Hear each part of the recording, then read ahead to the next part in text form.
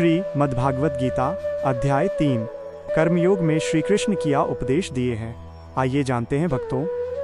जब जीवन में भ्रम हो, जब मन कहे छोड़ दो और बुद्धि कहे समझो, तब श्री कृष्ण हमें सिखाते हैं कर्म से भागो मत, कर्म को पूजा बना लो। ये सिर्फ युद्ध की कथा नहीं है, ये हर उस इंसान की कहानी है जो जिम्मेदारियों और उलझनों में फंसा है। अर्जुन का प्रश्न आज भी हमारा ही प्रश्न है, अगर ज्ञान श्रेष्ठ है तो कर्म क्यों? और श्री कृष्ण का उत्तर है कर्मयोग। बिना फल की चिंता किए अपना कर्तव्य निभाना ही जीवन का सच्चा धर्म है। आइए सुनते हैं श्रीमद् भगवद गीता अध्याय 3 कर्मयोग, जहाँ कर्म बंधन नहीं जी बल्कि मुक्ति का मार्ग बनता है। श्रीमद् भगवद गीता अध्याय 3 कर्मयोग। हिंदी अर्थ। श्लोक 1। अर्जुन बोले, हे जनार्दन, यदि आप बुद्धि को कर्म से श्रेष्ठ मानते हैं तो फिर मुझे इस भयानक युद्ध में क्यों लगाते हैं? श्लोक 2। आपके मिले-जुले वचनों से मेरी बुद्धि भ्रमित हो गई है, कृपया निश्चित रूप से वही उपाय बताइए जिससे मेरा कल्याण हो। श्लोक 3। श्री भगवान बोले, हे निष्पाप अर्जुन, इस संसार में मैंने 2 प्रकार की निष्ठाएं बताई हैं, ज्ञानियों के लिए ज्ञान और कर्मियों के लिए कर्मयोग। श्लोक 4। केवल कर्म न करने से मनुष्य निष्कर्मता को प्राप्त नहीं होता और न ही केवल संन्यास से सिद्धि मिलती है। श्लोक 5। कोई भी मनुष्य क्षण भर भी बिना कर्म किए नहीं रह सकता, क्योंकि सभी प्रकृति के गुणों से विवश होकर कर्म करते हैं। श्लोक 6। जो मन से विषयों का चिंतन करता हुआ इंद्रियों को बाहर से रोकता है वह मूर्ख और मिथ्याचारी कहलाता है। श्लोक 7। लेकिन जो मन से इंद्रियों को नियंत्रित कर निष्काम भाव से कर्म करता है वही श्रेष्ठ है। श्लोक 8। तुम अपना नियत कर्म करो, क्योंकि कर्म न करने से कर्म करना श्रेष्ठ है। बिना कर्म के शरीर भी नहीं चल सकता। श्लोक 9। यज्ञ के लिए किए गए कर्मों को छोड़कर अन्य कर्म बंधन देते हैं, इसलिए आसक्ति छोड़कर कर्म करो।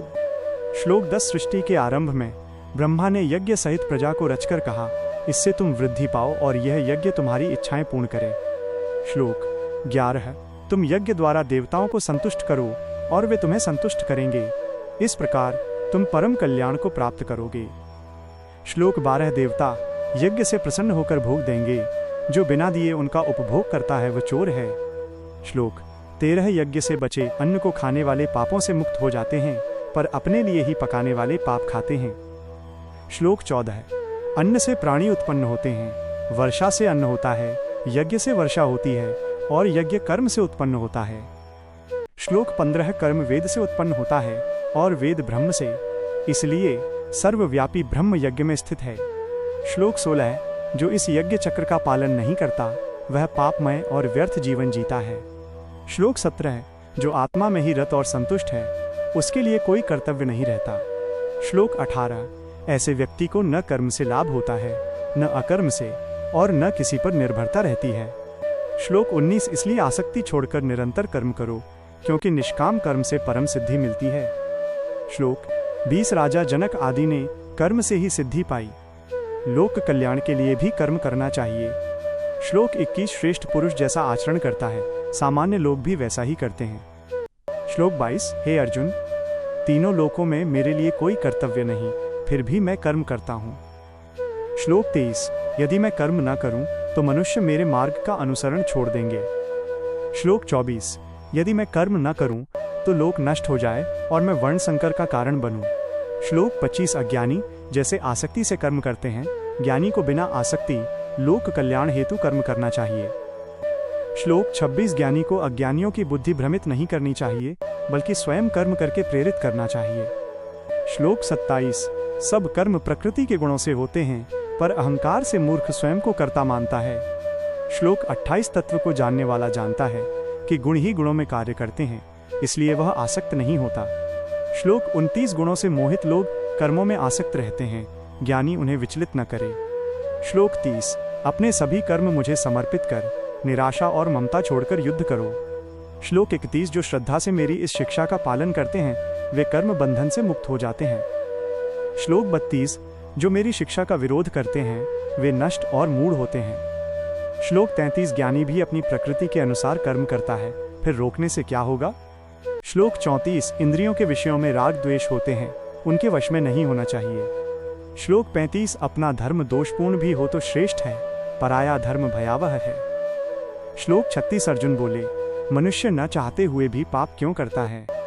श्लोक 37। श्री भगवान बोले, ये काम और क्रोध है जो रजोगुण से उत्पन्न शत्रु है। श्लोक 38। जैसे धुएं से अग्नि ढक जाती है, वैसे ही ज्ञान काम से ढक जाता है। श्लोक 39। यह काम ज्ञान को ढकने वाला, कभी न तृप्त होने वाला शत्रु है। श्लोक 40। इंद्रियां, मन और बुद्धि इसके स्थान है जिनसे ये जीव को मोहित करता है। श्लोक 41। इसलिए पहले इंद्रियों को वश में कर इस पापी काम का नाश करो। श्लोक 42। इंद्रियों से श्रेष्ठ मन है, मन से श्रेष्ठ बुद्धि है और बुद्धि से श्रेष्ठ आत्मा है। श्लोक 43। इस प्रकार आत्मा को जानकर आत्मबल से कामरूपी शत्रु का नाश करो। भागवत गीता अध्याय 3 कर्मयोग। आज श्री कृष्ण ने हमें ये सिखाया कि जीवन से भागना समाधान नहीं है, बल्कि कर्तव्य को श्रद्धा से निभाना ही योग है। कर्म करना हमारे हाथ में है, पर फल की चिंता छोड़ देना ही सच्ची मुक्ति का मार्ग है। जब हम बिना अहंकार, बिना लालच और बिना डर के अपना कर्म करते हैं, तब वही कर्म हमें बांधता नहीं बल्कि आज़ाद करता है।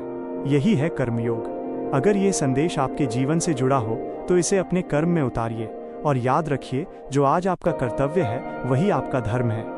जय श्री कृष्ण। ताकि गीता का ज्ञान हर घर तक पहुंचे, ऐसे ही सरल गीता संदेशों के लिए चैनल को फॉलो और सब्सक्राइब जरूर करें। वीडियो पसंद आया हो तो इसे शेयर करें और ऐसे ही गीता के सरल संदेशों के लिए चैनल को फॉलो व सब्सक्राइब जरूर करें।